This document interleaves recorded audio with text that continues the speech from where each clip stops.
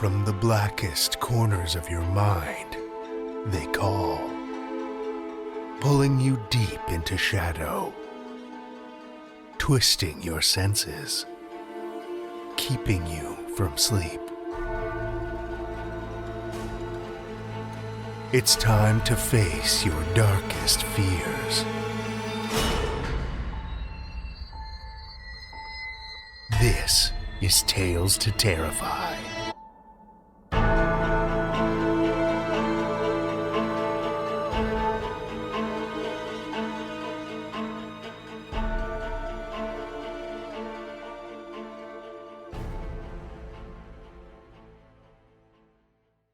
Good evening, children of the night, and welcome.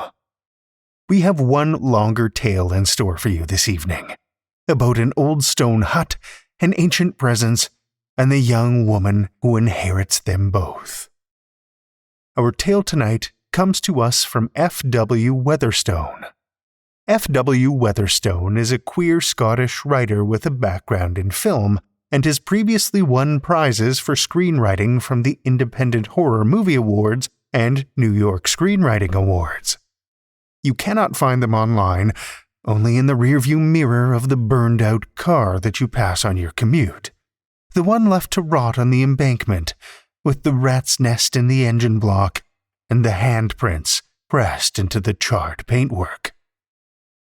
Children of the night, join me for F.W. Weatherstone's The Bothy in the Field, a Tales to Terrify original.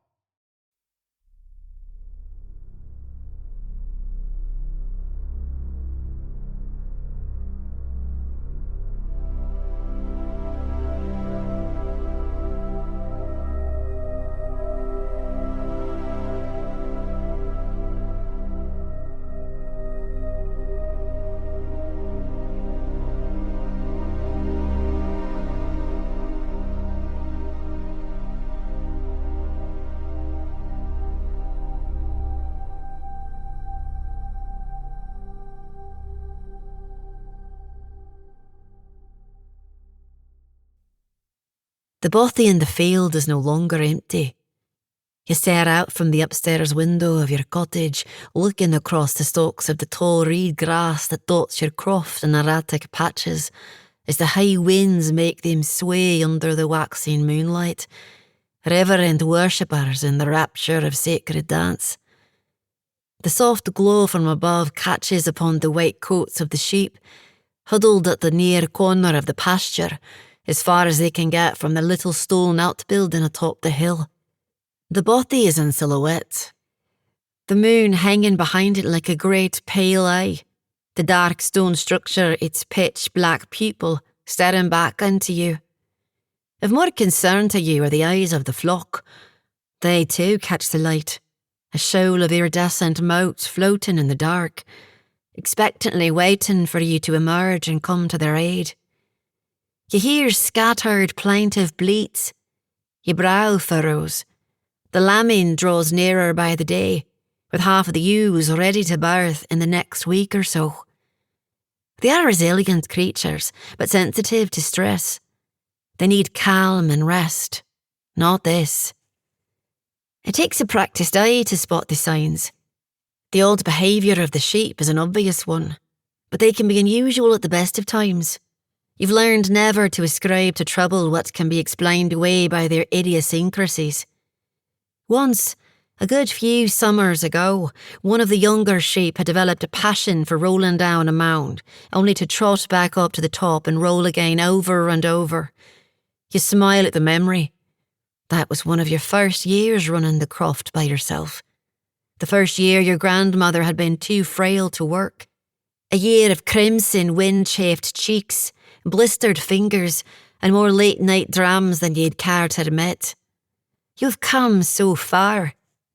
The sheep twitch en masse, reacting as one fright-stricken entity to stimuli you cannot sense, crushing themselves even closer to the low wall that surrounds the field.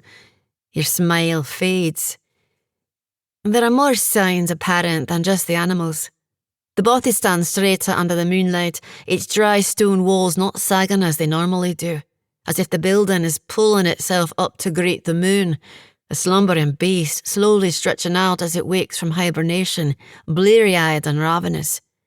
When you really stare at the darkened shape atop the hill, you could almost swear you see the walls sway in time with the surrounding greenery, like the undulations of a desert mirage.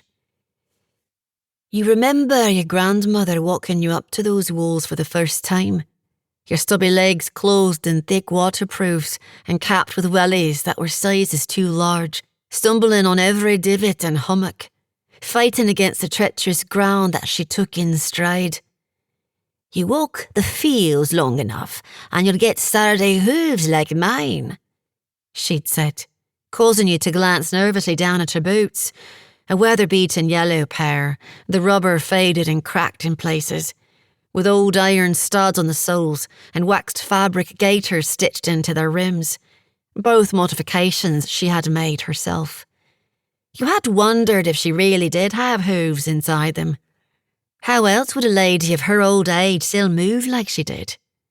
Your concern must have been written plainly upon your face, because she had laughed, her usual sonorous, joyful, bone-shaking laugh like a gleeful foghorn, and taking you by the hand, patiently guiding you through the mud and up the hill. Her hands were leathery, calloused things, covered in what felt more like warm, worn leather than skin. To you, they were magic, objects of power, capable of lifting a Cheviot clean off the ground, or generally cleaning the bloodiest of scraped knees. You would watch them darn clothes and cook stews, tucked you in so perfectly that sleep fell in a heartbeat. Their coarseness was the greatest comfort you had ever known, would ever know. And as it enveloped your little palm that day, you knew you were safe, even as you and she had reached the top, and the Bothy had loomed into view. Tonight those hands are not with you. They're on the far side of the island in the family plot, buried alongside your mother, where they have lain still for almost a year. You have no memories of your mother, not really. Maybe the faint remembrance of a smell, lavender and old linen. You have only what you have been told, that she was quiet and kind, wise beyond her limited years. She had died of sickness not long after you were born. The farm had done poorly that year, and there had been no money for the medicines that might have saved her. So your grandmother told it. A blight had deadened the grazing grasses and the flock had grown sick. You were left an orphan, your father having fled to the mainland before your birth under the pretence of finding work in the city. He never returned, and your grandmother had been left as the guardian to a little girl once more. You have no more hands to care for you. They are all little more than bone now, you think, before banishing the morbid thought from your head. You wring your own hands together down by your midriff, self-soothing, sliding and clenching in arrhythmic motions. They are dark and slick with sweat, and stubbornly refuse to give you even a portion of the comfort you once found in hers. The night draws ever on, or so the clock that hangs on your bedroom wall would tell you, were you to turn your head to look at it. You cannot look away from the building on the hill, and this night the moon moves slower than it should, stealing away the concept of time from you, its only real indicator the increasing weariness of your drooping eyelids and the mountain aches in your legs as you hold in place a standing stone, keeping vigil. You are not sure when exactly the change takes place, when night becomes morning and twisting stonework outside once more falls inert, but it seems to happen between blinks. The sun's light crests the horizon, its rays breaking the menacing shadow of the stone hut, returning it to nothing more than ancient masonry and a rotting wooden door. Did you fall asleep on your feet? If you did, it cannot have been for long, as exhaustion weighs heavy on you, dragging you towards your bed. But you have work to do. The cottage is cold as it is most mornings, save for the brief touch of summer that blesses the island for all too short a time. The chill in the air works in your favour, fending off the drowsiness and focusing you, as your bare feet pad down the creaking stairs and into the single open space that houses the kitchen, dining room and lounge. It is not particularly large, just big enough to stave off claustrophobia, and the beams of sun streaming in through the windows are enough to light the room entirely. The large cast-iron stove sits dormant in the middle of the room, with all the other furnishings centred around it, as if caught in its orbit.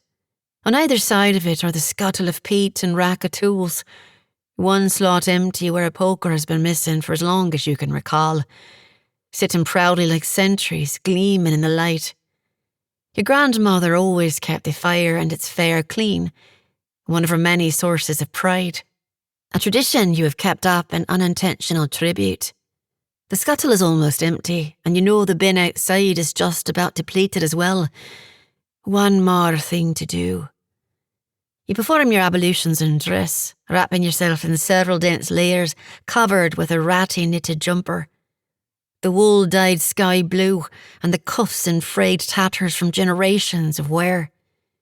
You pull on your grandmother's yellow boots, still miraculously intact and a perfect fit, as well as being a better bulwark against the soil and clag of the fields than any new bought pair you have trialled.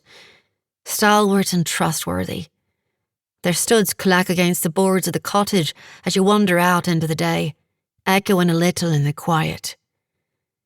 The flock greets you with a discordant choir of braying and bleating as you trudge up to the pasture, fighting the stiff breeze as it attempts to throw you back inside. They have spread out a little from the dense clump they were in last night, a few of the more adventurous ones standing almost halfway up the hill, all facing off in the same direction as they graze, keeping the wind to their back ends. A good sign. The tightness in your chest, apparently built up during your sleepless night, slackens a little. You unlatch the long wooden gate, clapping a hand against your chest and calling out as you push it open, shooing the excitable animals back as they rush over to be near you. Other crofts have dogs to wrangle their animals, but no dog would stay on your land for long. Their senses are too keen. You've tried once to keep a sheepdog, when you were about 13. A collie a few farms down had birthed a litter, and the farmer had a pup left that he hadn't been able to sell off. The mother dog had grown sick to the back teeth of the thing as soon as it had grown enough to harass her, and you had begged and pleaded with your grandmother for a week straight to keep it, promising that you would train and care for it all yourself. She had relented, of course, but made it clear that the idea was foolish. As soon as it had arrived on the croft, the animal had become a nervous wreck. He had refused to come out from under your grandmother's bed, yapping and squealing through the night, much to her chagrin. You returned him the next day, devastated. You had blamed yourself for not being able to manage him, but your grandmother had reassured you. "It's not you, dearie," she had cooed. "It's the smell of the others. The sheep don't mind it, but dogs are smart enough to know better." You think about that dog as you catch a rambunctious ewe around the middle, preventing her from sprinting through the open gate, knocking the breath out of you in the process. He would have been bloody handy. He ended up staying on the farm he'd come from, settling down into a good wee shepherd, perhaps eager to impress so as not to be sent back here, you muse. You had sometimes seen him, sitting in the trailer that you often pulled behind the farmer's blood-red tractor as it had chugged along the road. They always kept a wary eye on you as they had gone by, dog and man, the nostrils flaring in and out in synchronised disgust, the smell of the others, you supposed. That farmer and his animals are all long past now, his tractor a rusting hulk that rots away at the boundary of his barren field. He died some winters ago, and with no family to take over his croft, the land had been left to go fallow and wild. Every year now the crofts grow fewer, as daughters and sons leave for the mainland, swallowed up by the shipyards and steelworks. Such is the way of things. With the ewe tossed back in amongst the flock and the gate shut firmly, you meander through the sheep, squeezing through the narrow gaps between them as they jostle around, creating a shifting labyrinth of wool and butting heads. You checked them one by one for any sign of injury or sickness, but they all seemed to be in fine shape and back to their usual docile selves. The only sign the disturbance of last night ever occurred is how many of them totter off after you check to lie upon the plush patches of grass, catching up on lost sleep. Part of you wants to join in, huddled up next to them, both wrapped in your woolens, bundled up beneath the cloudless expanse above. But there is more to be done. You free yourself from the throng of animals, who have gradually lost interest in following you quite so closely, and head towards the hill. The Bothy looks innocuous under the growing sunlight, like any other of the dozens of similar structures scattered around the country. At least to anyone who doesn't know the signs. As you climb, the wind calms to little more than a soft whisper, causing the air to take on a still, stagnant quality. The smells of the farm, with no breeze to carry them off, begin to pool around you. The usual bouquet of scents that you have grown to accept as part and parcel of the everyday hang the heaviest. The waft of fruitful decay that rises from the wet earth as nature works its endless cycle. The bittersweet smell of the sheep as their body heat evaporates the morning dew from their fleeces. The hint of salt that washes in from the nearby coast, giving the air an ionized taste as it sits on your palate.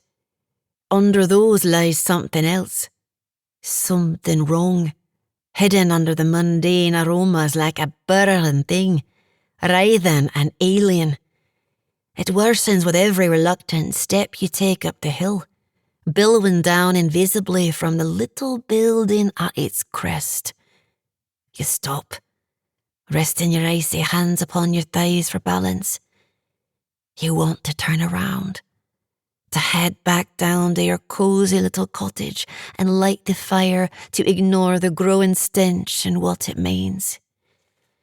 A gust of wind blows in and strikes you on the back, a rough, reassuring hand lifting away the worst of the acrid stink. You carry on. By the time you reach the mossy door of the Bothy, barely hanging on by rusted hinges, lilting so heavily to one side that it has to be hoisted upwards to be opened, the wind has struck up again, returning noise and life to the world.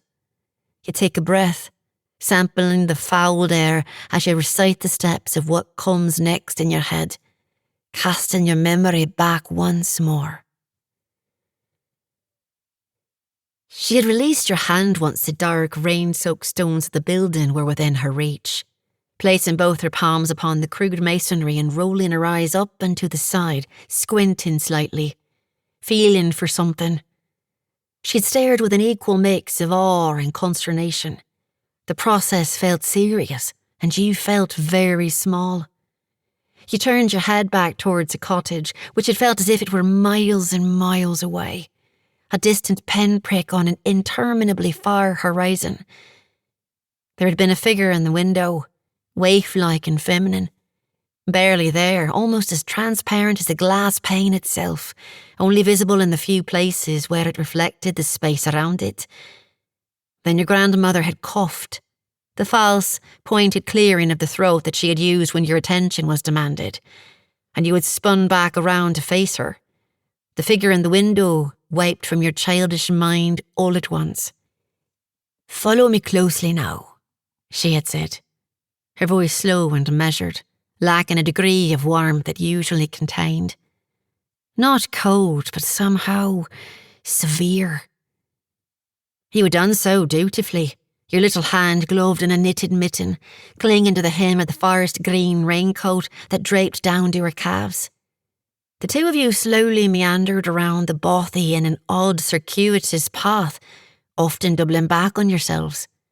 Your grandmother would sometimes turn so quickly that it was all you could do to maintain your grip on her jacket, pulling down on it to prevent yourself tumbling over.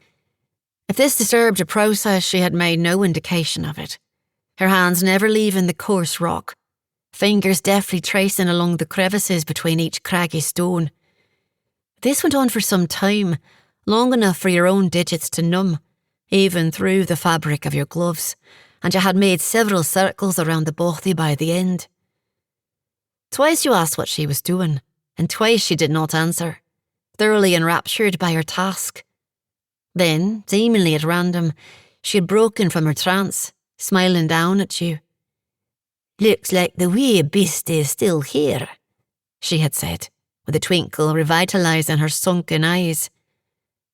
That word, beastie, had set you on edge. You were just about comfortable around the sheep by then, but even they felt as if they towered over you, with a few of the larger ones being taller than you by a head. A stampede of powerful, if well-meaning, giants. To know that something else lurking around the farm tightened your young jaw. Your grandmother, again reading your concern as easily as she would of the Sunday paper, had placed a hand upon your hatted head. "It's all right, dearie, it's just a totty one," she had reassured you, as she went for the door, sturdier in those days, its hinges fresh and oiled, and its wood dressed in a barely peeled coat of sunflower yellow paint. "Still best to stay behind me. They can be tricky wee buggers when they want to be." She had spoken, trailing off at the end, talking more to herself than to you as she had knocked once, twice, 3 times upon the door. She had reached her hand deep inside the fathomless pocket of her coat, pulling forth a small parcel wrapped in brown paper and string, the kind she would make you for lunch when the two of you would go on walks down to the beach. The door had creaked open just a crack, and there your memory becomes opaque. You remember only a voice, small and frenetic, stuttering out from inside the Bothy. It spoke not in words, but the chittering of insects and rustling of leaves, the falling of droplets from a tree branch to a puddle, the twittering of a songbird, beautiful and eerie, a feral thing, carrying with it an unearthly melody that made your skin itch. Your grandmother had smiled wider and slowly opened the door, peeking around it at first as one might the door of a stranger's bedroom, then disappeared into the blanket of shadow that enshrouded the space within. The rest of the memory is a dreamlike blur, like an old photograph left to the elements, washed out, the fine details burned off by the cold sunlight and swept away by rain. It was the first time she had brought you up that hill, but not the last. As you grew older, she would teach you what to look for, how to feel the stones and taste the air, how to sense when things weren't as they should be. You call upon these lessons now, the same you have drawn upon countless times as the years have passed, as you place your own hands upon the building. You let your instincts guide you around and around, back and forth, sunwise and widdershins, as she would have said. To this day, you aren't sure you can explain the feeling that draws your fingers this way and that. It's like being swept along by an intangible river, one that hasn't quite yet made up its mind whether it wants to flow towards the sea or back to its source, diverting itself in hypnotising patterns. You allow yourself to be drawn into the flow ever so slightly, like dipping your toes into the stream whilst still sat firmly upon the shore. The current catches you immediately, subdued but decisive, tugging you closer towards the wall until you were almost pressed flat against it, icy waves rippling out from the stone in a disconcerting beat. You let the cold wash over you as your teeth chatter and your eyelashes begin to gather frost, your feet moving unerringly on impulse and muscle memory.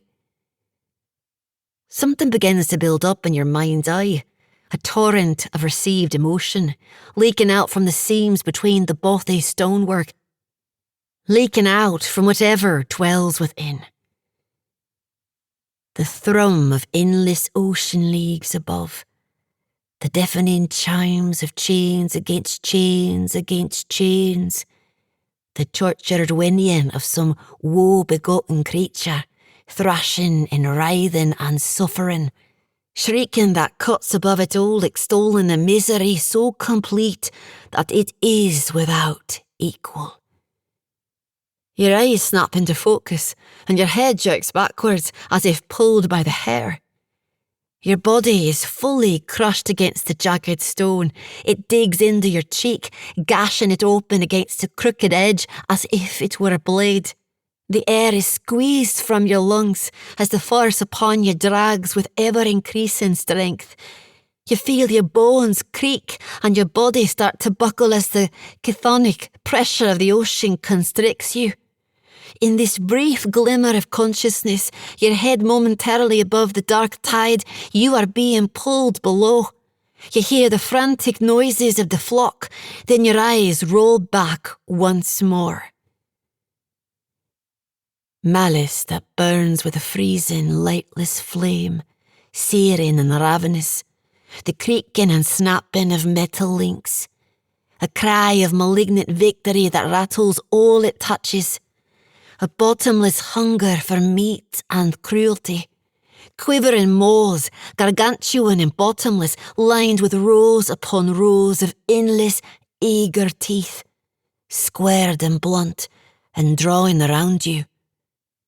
A figure, calm, diaphanous, barely there, and yet emblazoned upon you, indelible. It reaches out its gentle hands from within the terrible mouths. It caresses your face with a touch you do not recognise, but sets your thoughts alight with ethereal memory. Soft, limp, but imbued with a familiarity that steadies your soul. The hands move to your forehead as the gnashing jaws retch and jabber, trying to choke them back down. The hands push you backwards, thrusting you into a rapid spiral of weightless motion, throwing you far from the calamitous bite of the teeth as they come down with a deafening clack of rotten bone. You wake on your back to the warm, moist slab of a sheep's tongue across your forehead, gasping for life like a drowning woman pulled ashore. Reflexively, you swing your arms around your head, batting away the quizzical faces of the animals as they try to nudge and probe your supine form. This motion flashes a white-hot pain through your body so severe that you yell out in agony. The cry chasing back even the most concerned of the flock. You roll yourself onto your front to discover that everything hurts, but that your chest is so tender you can barely draw breath without wincing. You move through the pain, grunting as you push yourself up from the sodden earth beneath you. Kneeling on the ground, you stare up at the Bothy on the hill. You have no memory of being freed from the influence of the thing within, or of rolling down the field.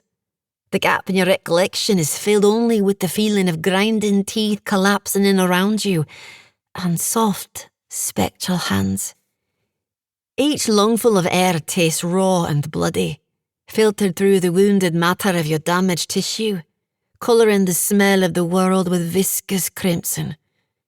But, even masked by the ruddy, sanguine taste, the otherworldly stench is worse than ever, no longer subdued in preparation for ambush. Why bother when the trap has been sprung already? It has grown so dense that you can see it now, wafting downhill in a swampy miasma, shimmering and glinting like an oil slick suspended above the ground, swirling around you and the sheep in greasy clouds. With considerable difficulty and pitiful groans, you rise to your feet, putting distance between you and the opalescent broom. Limping, you retreat to the gate and with great effort pull it open. The flock do not follow, do not try and barge past as they usually would. Perhaps sensing somewhere in their atavistic hindbrains that now it is not the time. They do, however, watch with keen interest as you stagger to the cottage and fall inside. You collapse onto the threadbare sofa that sits along the far wall of the cottage, letting the door swing itself closed behind you. The rusty spring that moves it creaking as it does so, like crooked, mocking laughter. You pull up your jumper and peel back the layers beneath, revealing the bruised skin they cover. Already you are marred with repulsive shades of dark purples and spoiled, jaundiced greens. Marked along your torso in splotches that form a distinct pair of parallel lines. the unmistakable tracks of a bite. You pull your layers back down, covering the unsightly injuries, and force yourself to sit upright. Your brow becomes slick with cold sweat as the adrenaline leaves your system, ushering back in your terror as it goes. It could have killed you. It would have killed you. You've never encountered a presence like this before in all your years. The Bothy has had its fair share of occupants, wayward beings looking for a place to rest a while on their inscrutable journeys, but none with such malignance behind them. Your grandmother taught you well how to deal with them. Offerings were to be given while they stayed, sometimes small trinkets, sometimes food and drink, like house guests. In return, the flock grew strong, their wool thick and their lambs fat and healthy. "That's the bargain struck," she had said, when she had deemed you old enough to know the full truth, barely older than 6, sitting you down by the roaring stove on a moonless night. "By my grandfather's grandfather, we stay here, make sure the others have a place to lay their head when they need it, offer them what they ask. In return, our hearth and home stay vital." You had asked what would happen if you didn't, your young mind nearly fearful of the unknown, struggling with the alien nature of it all, and knowing somewhere inside that this duty would one day be your own. "They always get their due," she had said, a grim look falling over her dour face. "One way or the other. That's how it's been. That's how it will be. That's how it will be." But the dweller in the Bothy was not like the ones past. You had served them well, providing meats and coin and whiskey when you'd sensed they had a want for it. This thing wanted suffering. It wanted to crush and consume. The only way to satiate it was with life. Something for it to snuff out. You look out at the flock, breathing in the shimmering cloud that rose in gouts across the field, smothering the sheep in its gossamer smog. One begins to retch as the foul broom enters its nostrils, vomiting up a thick tussock of half-digested grass.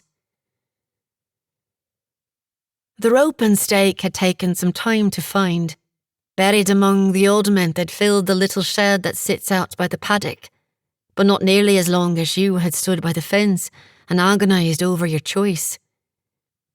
After almost an hour of deliberation, you had chosen one of the few ewes that was not pregnant, an older sheep whose lambing days were most likely behind her, trying the rope taut around her neck. Leading her up the hill, the hike weighed far less upon your legs than it did upon your heart, like the grassland itself was moving underfoot, drawing you towards the summit of the hill as if you were a rope on your own. You had tears in your eyes as you drove the stake into the soft earth, looping the end of the makeshift leash around it and lashing it tight. You had rapped upon the door of the Bothy, 3 furious, spite-filled strikes. By the time you had returned to the cottage, the day was gone, and you were weeping. Now you stand, peering from the same window you were last night, face raw and stinging with tear stains. The flock have gathered together once more, huddled tighter than you've ever seen them, save for the one tied up on the hill. She's alone and bleating. What is the thing waiting for? Does it know you're watching? You draw the thick cloth curtains, shutting out the light of the near full moon before it rises behind the Bothy. You stare at the checkered pattern of their weft and weave for some time, gazing off into the wavy linen horizon the curtains have become, before the chill of the night becomes too much and you climb into bed. As you manoeuvre yourself beneath the sheets, your bruises berate you, their ceaseless throbbing punishing you for every turn as you pull the thick duvet over your body. For a while the sheets lie over you like a funeral shroud, cold and stiff, providing nothing in the way of comfort as the cries of the old you cut through the room as if she were inside. But gradually they warm, and uneasy sleep overtakes your battered self. At first you dream of nothing, a palliative emptiness filling you up like a warm, dark tonic. Then the darkness stirs. Only ripples at first, like a pond disturbed by an alighting bird or leaping fish. The rippling intensifies, and soon the void is alive with angry, churning waves, crashing against you in mighty walls of frigid water, submerging you far beneath their roiling surface. Then you dream of teeth, everywhere rising up from beneath you, the infinite jaws of an approaching predator, streaming up from the Stygian night that envelops you, stretched maddeningly wide, threatening to swallow whole everything you have ever been. At that moment, your forehead begins to tingle with an indescribable warmth. The heat becomes light, shrouding you in its soothing aura, burning away the nightmare. And then you are warm, you are dry, you are safe, swaddled in thick blankets, lavender and old linen. Through bleary eyes, you look up at a face, a woman's face, round and soft, kind and wise.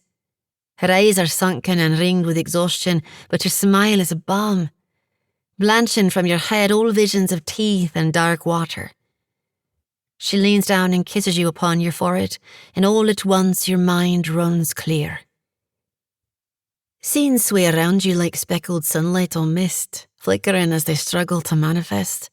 You float above them like a bird on a wing, elevated and peering down with a detached curiosity.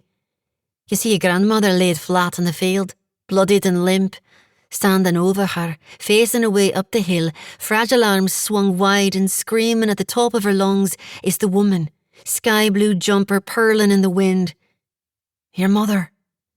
Her words are distorted and echoing, impossible to discern in this half-world, but their meaning is clear. Get back from here! The door of the Bothy hangs wide open, shaken on its hinges as a torrent of pearlescent smoke floods from within. You know that presence. You have felt it in the waking world. It sweeps around your mother, clawing its way down her throat and filling her. She fights the presence with all that she has to give, struggling with such force that she sheds the pullover onto the muddy ground. It is to no avail. Her arms fall to her sides. She trudges her way up the hill, each step monotonous and plodding. She enters the Bothy and the door slams shut. Silence. Long and absolute. The door sways open and something emerges. It defies perception, appearing as a creeping cloud of tenebrous nothing, so dark that it makes your senses crackle. As the terrible thing slides down the hill, a baby cries from within the cottage. You cry. The thing advances faster, spurred on by the sound of its quarry, slipping into the house without a sound. Your grandmother rises, called back from the brink of your helpless wails. Her gnarled hands dig into the moist earth as she steadies herself, shaking her dripping head, her grey hair caked in congealing red. She sees the jumper crumpled in a heap. Her senses return, and like a coiled serpent she springs to life, rushing inside the cottage with a speed that seems inhuman. The crying ceases. Silence once more. You are left with the stillness of the cottage under the full moonlight. An outlandish scream shatters the false calm, running through your body like electricity, tearing through the air with such power that it distorts the world, smearing around existence like wet paint on a canvas. The impossible thing flies from the cottage, blasting through the doorway in a cloud of black waves. Its form is altered, an aspect of concrete reality now jutting from it like a lance, a long, glimmering iron fire poker. It sprays strange, gaseous essence from its wound, cascading behind the fleeing form as it leaps across the wall and scrambles towards the sea. Your grandmother follows fast behind it, but stops short, slumping against the wall in deep, heaving sobs. You are bundled in her arms. You awake already half out of bed, your mind afire with questions that your body has not the patience for. You feel ill as too many competing emotions wrestle within you for pride of place, fear, Fury, despair, despondency. Too many. Far too many. You know better than to discount what you have seen as a mere dream. You have been shown the truth, shown a warning. The thing in the bothy is not here for rest, not here for offerings. No shape will satiate its hunger. It longs for your flesh. The flesh it could not claim all those years ago. The flesh your mother died to protect. The flesh it knows your grandmother is no longer here to guard. You vomit on the floor, the clear caustic bile stinging as it rushes up from your empty stomach. Your throat is raw. You have been screaming. You stagger to the window and tear open the curtains, the pain that ignites in your sides completely lost in the blizzard of your frenzy. The moon sits full in the clear night sky, and the field is so full of fume as to be totally obscured. The sickening clouds catch the moonlight and spread it out in cracks of breaking luminescence, firing through the fog like bolts of ashen lightning. Atop it all, writhing and undulating like the stonework itself is riddled with life, is the bothy. The rotten wooden door is wide open. The sacrificial ewe was nowhere to be seen, the rope it was secured to hanging loose from the stake.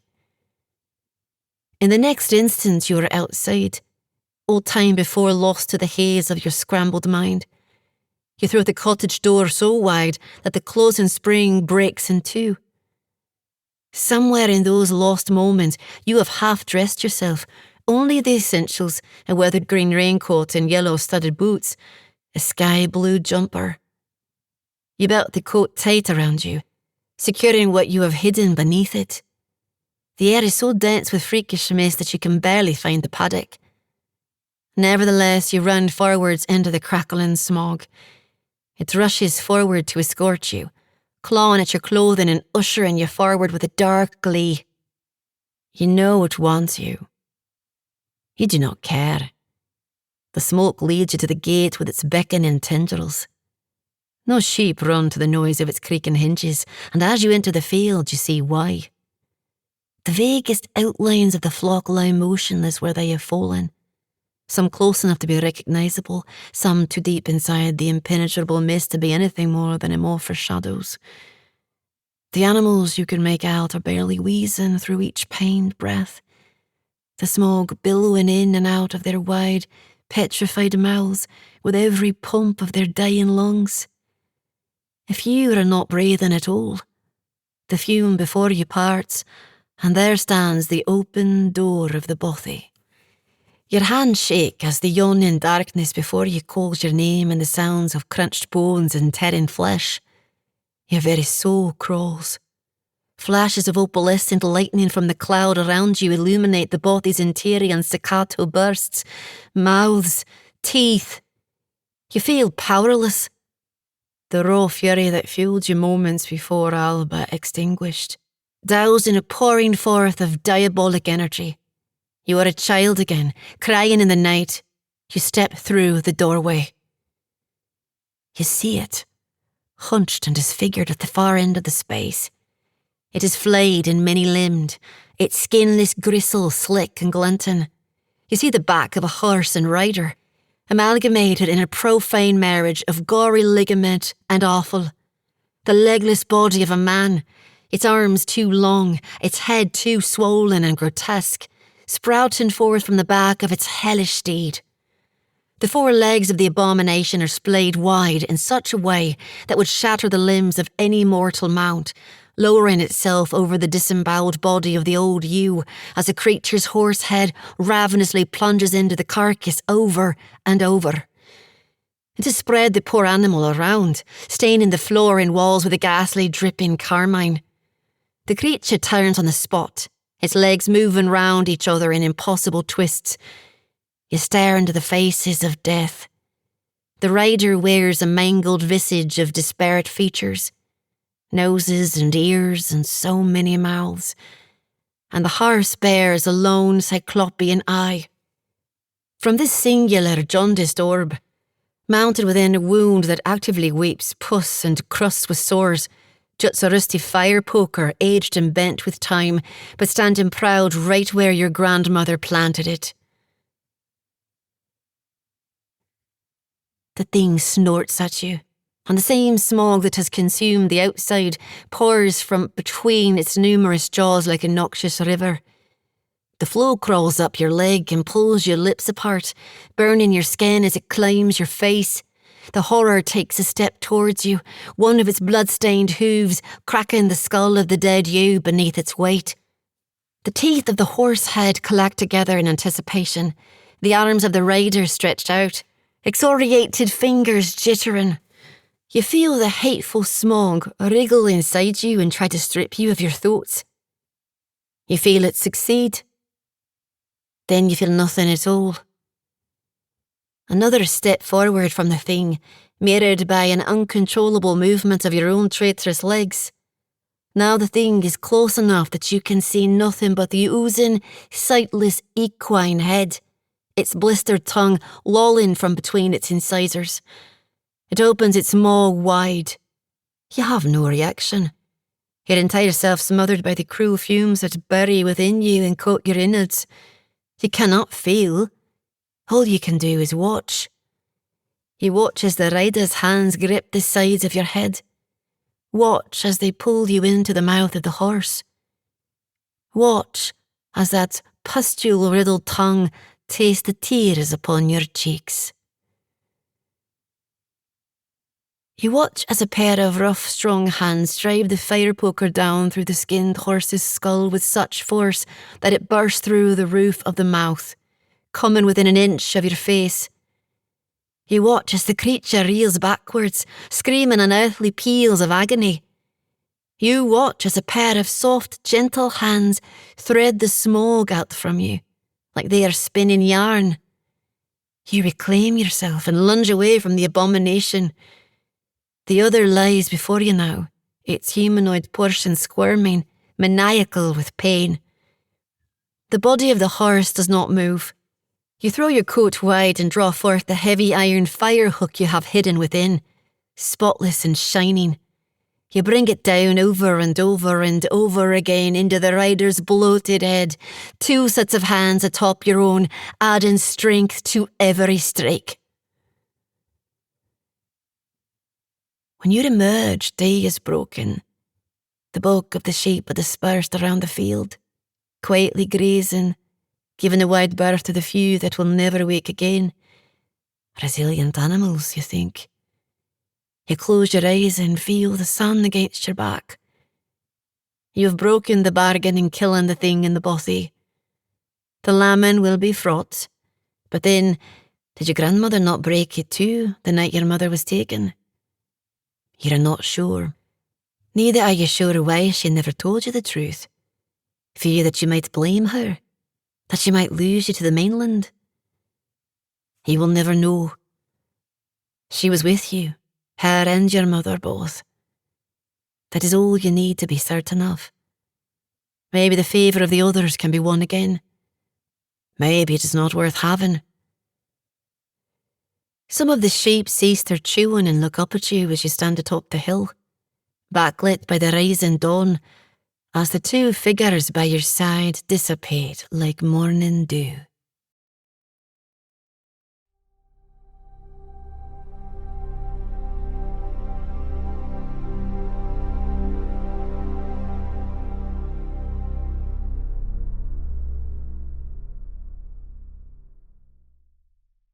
That was F.W. Weatherstone's The Bothy in the Field, as read by Stephanie Nemeth-Parker.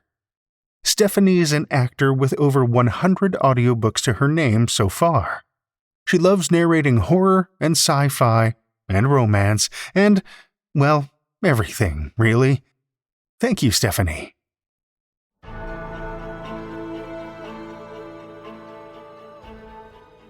Well, children of the night, the hour is late and we've run out of tales to tell.